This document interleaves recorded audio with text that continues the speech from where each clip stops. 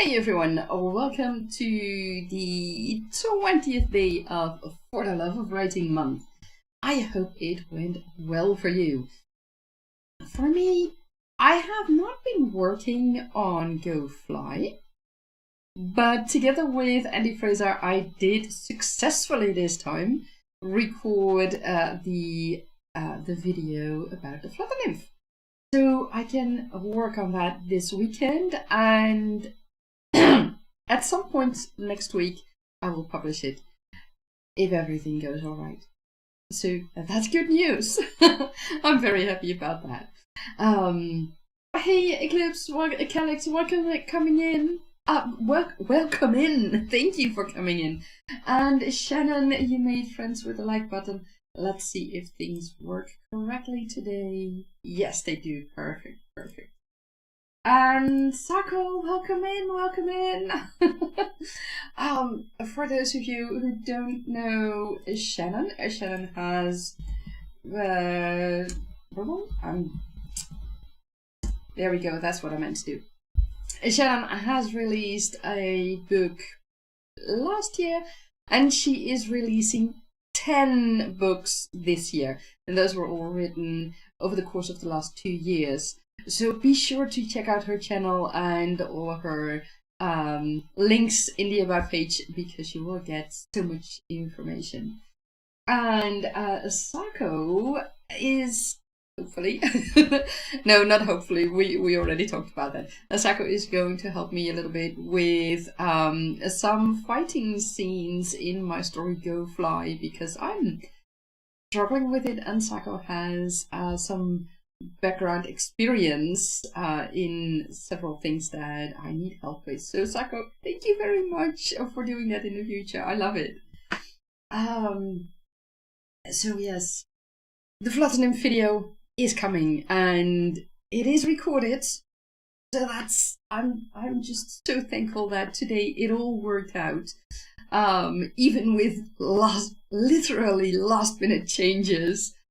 Because one system didn't work, so I had to revert back to another system in the hope that that would work, and it worked. So everything's recorded, and I can start editing things this weekend, and then get feedback from Andy, and then after that publish it. So if everything goes all right, probably by the end of the week, hopefully. And if you have watched my author vlog, then you also know that I am going to do the Indie Author News show. Yes, I've got it right. Together with Hala, we set that up, and we have the first author already in the setup. And Shannon, if you are still online, would you mind sending me a DM in Discord, because I would like to ask you something about that as well. So hopefully that goes through. Hopefully you still hear that. And for the rest, if you have any upcoming or ongoing writing events, or online or offline, upcoming book releases, and or upcoming crowdfunding campaigns for book releases, then we are very happy to get your information. So be sure to fill out the form in the description box below, so that you can send us all the information and you can be featured in the Indie Author News show. So that's with all the news out of the way. How have you guys been? Like I said, this morning was great. I did not write in Go Fly, but my video is well on the way, so that's excellent. And I mean, in the back of my mind, my subconscious kind of always works on Tag and A, so it keeps on going. So today I hope I can finish chapter 6 of Go Fly, and after that I'll see how it goes. And for the rest, I don't know yet. I have to be honest, I don't know yet. Saki, you say life is busy, but better busy than bored. Excellent, excellent, and so true. I mean, if you can keep yourself busy, I mean, sure, bored can also give you sometimes ideas for your story. If you get bored, your mind starts to wander, and then you can find maybe some solutions for a problem that you had during your writing, or find new side stories, or a character pops up that's the excellent thing for you in your story. So being bored can also help, but being busy is also very good. So what I want to do today is ask you 2 questions. And one is, of course, inspired by the video I was working on this morning. And that is, what is the cutest creature in your world? Now, this can be this can be any creature. And it's not limited, of course, to the worlds you created yourself. It's also, it's any world that you write your books in. So feel free to share that in the chat. And this is something that's related to my chapter 6. If your main character is attacked, how do you their loved ones respond to that? How do they act? What do they do? So think about that and let me know in the chat, or if you are watching this later on in the comments. I'm very curious to hear what your characters will do. And let's get into our creative session of today. I keep I have this clip, and that's a bit annoying with my headphones, so that's better. Now they won't fall off, I hope. So let's get into our creative session of 60 minutes. Let's see if everything goes all right with that. Yes, there we go. I will see you on the other side in 60 minutes.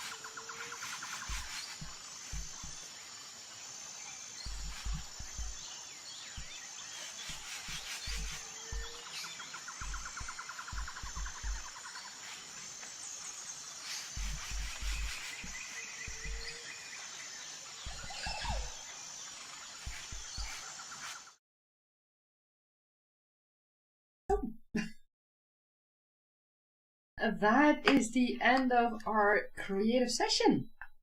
How did it go for you all? I have to say, this is not the easiest for me. This is really a chapter I'm still struggling with, but I'm okay. I said this the last time as well. I thought I was really getting close to the end, but right now I feel we're wrapping things up, more or less. I'll see how that goes. But let me tell you guys about that in a minute. First, I want to look at the chat. Asako, you said, in answer to the cutest creature you have in your world, you have a magical ferret named Glitch. Now that got me intrigued. And Asako explained that Glitch was created from the imagination of a hippie that is the Oracle of Time. Now, Asako, you've got me more intrigued. So, if it is created from the imagination, is it an imaginary creature? Or has it been brought to life by this Oracle of Time in the world? And can others see this creature? Because if it sprouted from the imagination, maybe some others can't see it. So yeah, those are a few questions I have. And of course, what is its role in relationship to the Oracle of Time and to what this hippie, the Oracle of Time, is doing in your story? And Sako, the answer to question number 2, if one of your main characters would be attacked, what would their loved ones do? You say, if you're concentrating on Anneli, they pull out all the stops, but honestly, she handles the bad guys just fine by herself. And inspired by what I was writing myself, I asked, well, what if she became incapacitated in some way, not being able to get up? And Sako answered, the only weakness Anneli really has is her lover Tennyson. Now that makes for interesting complications in your story, I feel. I mean, I can see options there. And Saki said, well, no spoilers, but yeah, if it came to it, Derek and his herd of blood doll first responders go to save her. Excellent, that's great to hear. And welcome in, Mama Maggie. And I totally forgot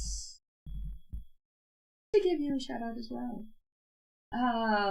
So go find or go visit Mama Maggie's site, channel. Wow, because Mama Maggie has written, if I remember correctly, about 40 books already.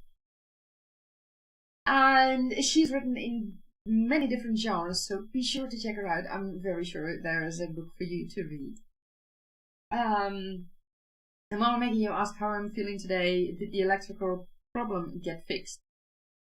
Well, the electrical problem I talked about earlier, it is temporarily fixed.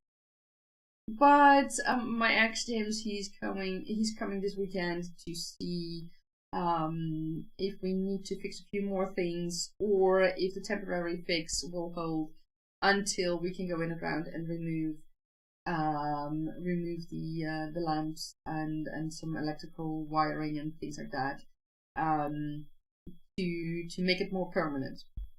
So we'll see about that this weekend. And for the rest, I'm doing good.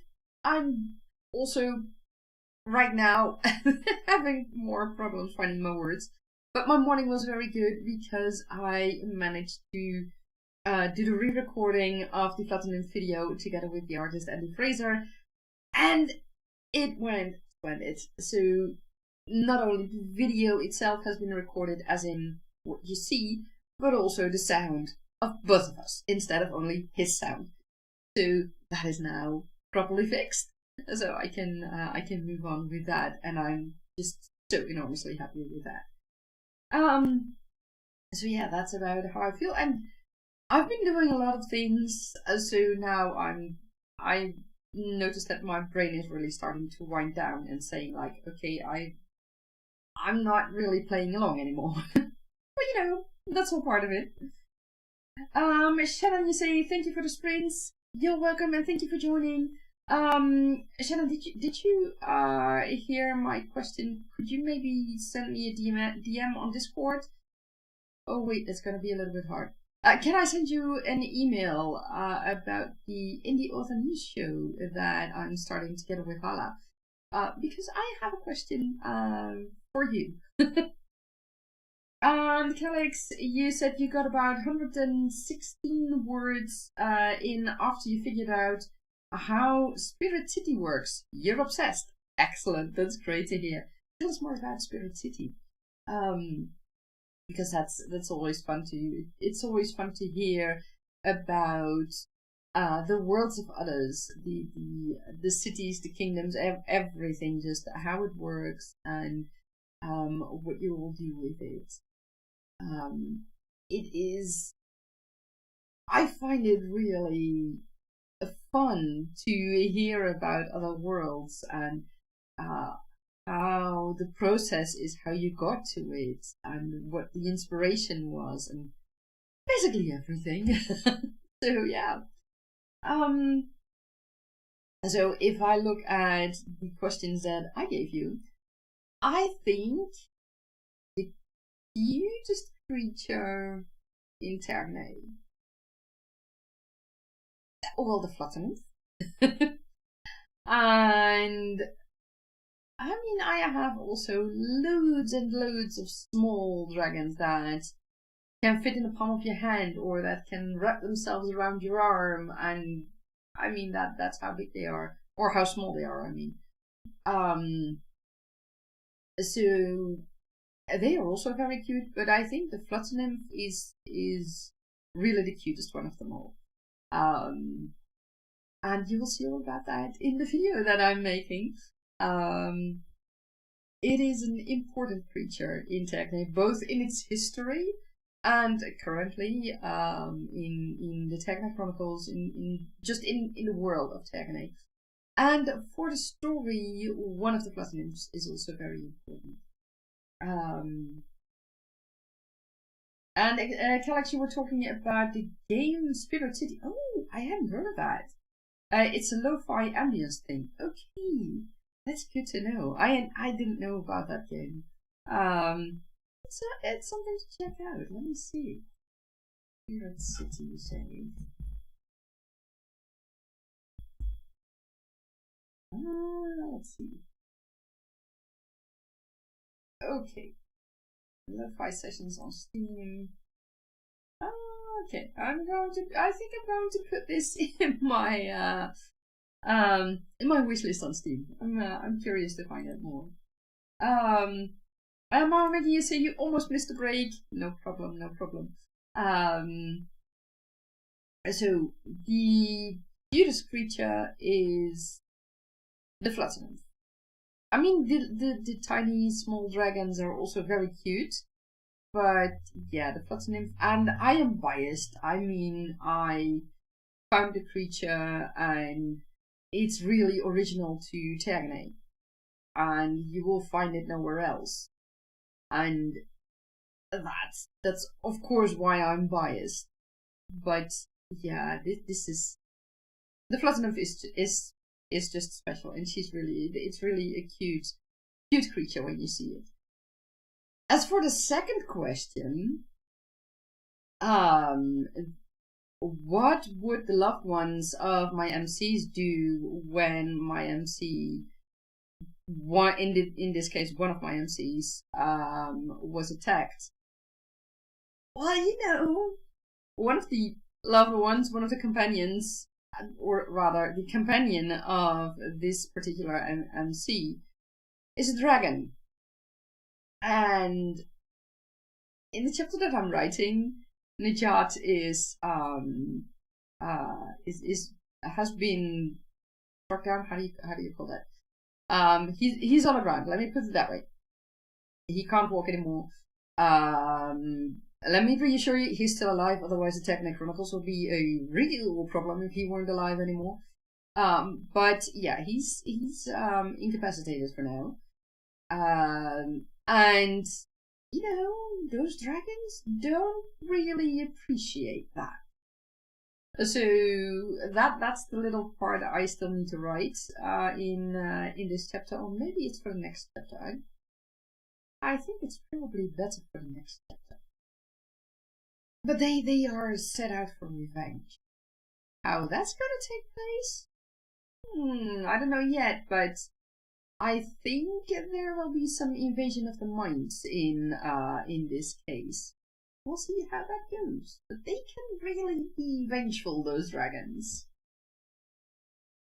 And Alex, you say you love tiny dragons. Yeah, they are so cute. And the first ones that I saw were Andy Fraser's or Dragons of Wales, his dragons, and he's such an amazing artist, and he really he has drawn and painted large dragons, but also the tiny ones that you may see in flowers or basically in anything.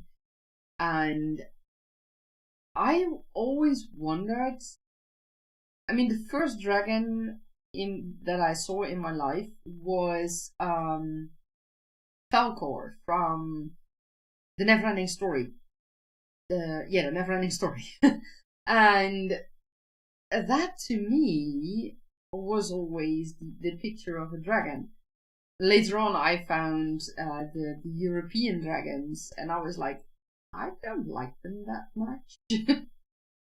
And after that, I also found Dragon Cave, which is a game in which you collect dragons of all sizes. But it's literally a collection game in which you also breed the dragons. And there you have all kinds of dragons and all sizes. And then I saw Andy's dragons, and he has a way of making those dragons come alive. That's incredible. And I mean the big dragons on which you can sit on their back. I mean the size of horses and buses and you name it. They are imposing. They can be. They are great, but at the same time, I feel that the tiny dragons can be even more special. And that's what I like about having that variety of dragons in Terganate. I've got the big ones, I've got the small ones, I've got dragons inspired by Asian dragons and from other cultures as well.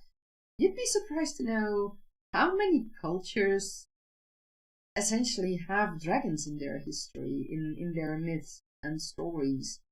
And that's fun, and that is why I feel it's good to not focus only on European dragons. I mean, we know those. They are always depicted as violent dragons that hoard treasure and keep innocent girls or kidnap them or whatever. But the dragons are so much more than that. And I love that I get to explore that in Terganate. You say the little ones feel like familiars. Exactly, yeah. Mama Maggie, the middle child played a game called Dragon Farm a long time ago, where you ran a farm and collected all the different dragons. That sounds awesome as well. And high winds are making the power blink. I think they might shut it off. Oh no. How are things right now with you before the power gets shut off? I remember that you were talking, the last time you were talking about having things ready and possibly having to go to your kids and to your brother-in-law and to save the horses and things like that. How are things at this moment? Because I've been worried about you a little bit. Yeah, I mean it's so incredible. Dragons are part of myths, but also just stories. And I mean, we've seen them in Anne McCaffrey, I think, out of the top of my head, and of course Christopher Paolini and George R. Martin, Tolkien. They've all had dragons in their stories. But having those tiny dragons, the cute ones, the ones that indeed feel more like familiars, companions. Well, not the companions in Terganate, because that's a whole different ballgame. But yeah, familiars. Maybe some can even be pets, depending on what the dragon is like. That's something I don't often see in fantasy stories, and I feel that's a missed chance, because how shall I say that?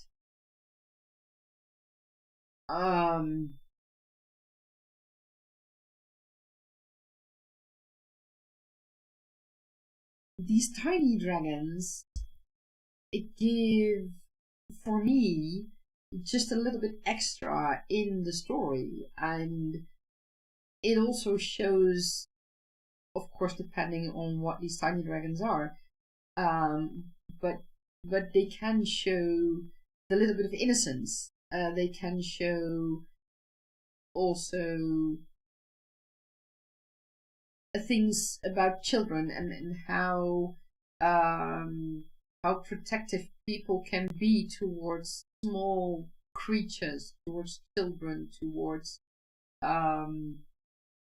small other people, other peoples, as in folk, other folk that are small, and that I think the tiny dragons can symbolize that in a way. And can actually like the idea of having little dragons as prevalent as birds are. Yeah, in Terminate, that's essentially what's going on as well. I mean, I have the flutter nymphs, I have the tiny dragons, I have other creatures as well. There are lots of fantasy creatures and real creatures that I might have blown up. I mean, let me grab back to, because I always mix that name up. Mix up that name.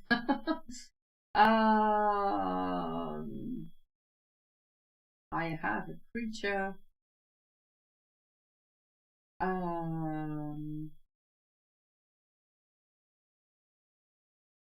Yes, the Nawaxo. And that's basically the axolotl, but blown up, as it now can pull ships. And in the Flutter Nymph video, you will see what other creature I used, and in a way it also blew up. But there are also, for example, certain shrimps, deep sea shrimps, and other shrimps that I've used, and sea slugs that I've used, and all kinds of other creatures. And I used them and blew them up, or used them in a different way than what we are used to here on Earth. And that's the beauty of having these fantasy creatures, and having those creatures not only being just rare, but having those creatures just be around, and that makes it for a more wondrous world, I feel, and it gives that little bit of extra, how shall I say that?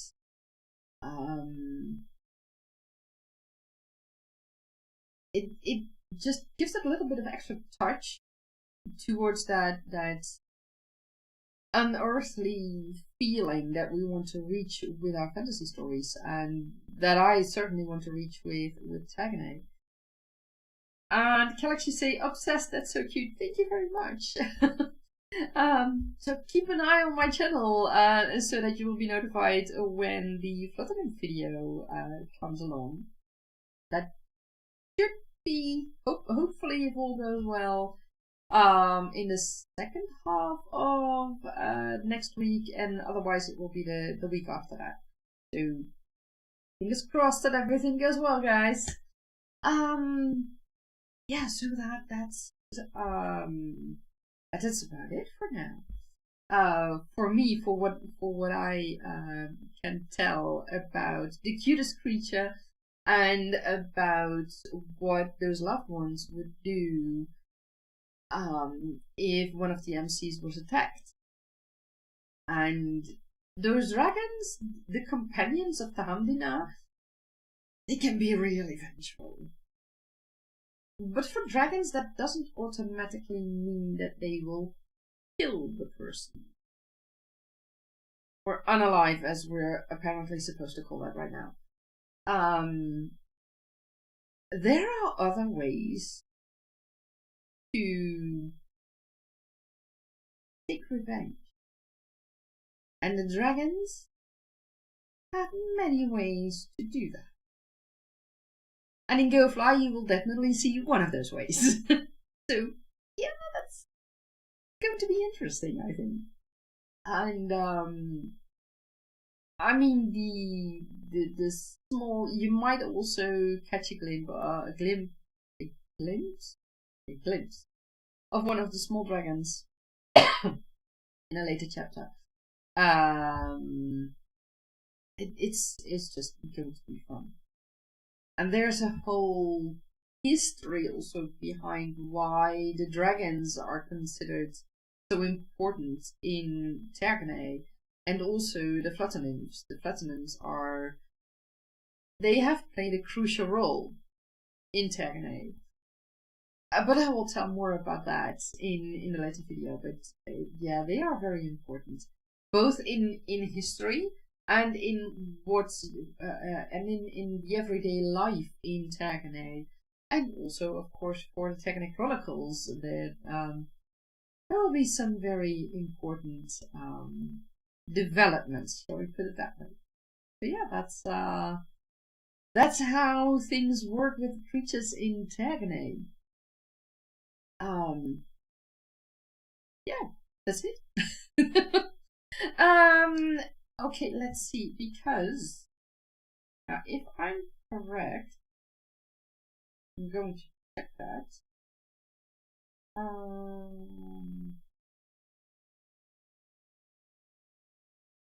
Let me see. Oh, yeah.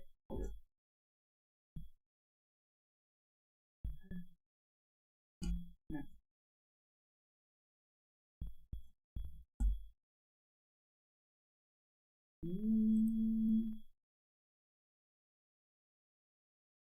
That is because I wanted to send you guys to someone who is live streaming. Oh, Sam is live streaming in about half an hour. Okay. No, not in half an hour. Oh, Sam is not live streaming today. Okay, I thought she was live streaming today. Am I saying that wrong? No, she's not live streaming today. Okay. Well, in that case, I feel that I'm not really up to writing anymore. So I want to thank you all. It's just I'm starting to get more and more troubles forming my words, finding my words. I think it's because I've had a great day, but it's starting to get to me now. So I would say I wish you all a wonderful weekend, and I will see you on Monday. My next live stream has not been published yet, or I haven't planned it yet, I should say, but that's something I'm going to do tomorrow, and then I will plan all my live streams until the end of February, and maybe also into March. But Monday, I am most definitely going to be here again with the next creative session, so be sure to check it out. And until then, I wish you all, before I go, oh, Tracy, oh, thank you very much, Alex. Tracy is on right now. Let me see if I can find her.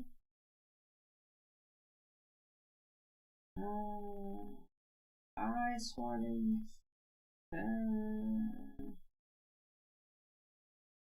Yes, there we go. Yes.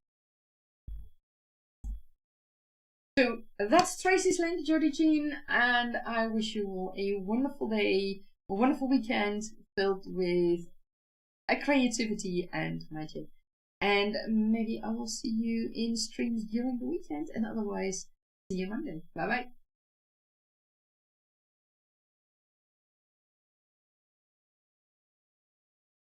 And thank you, Calix.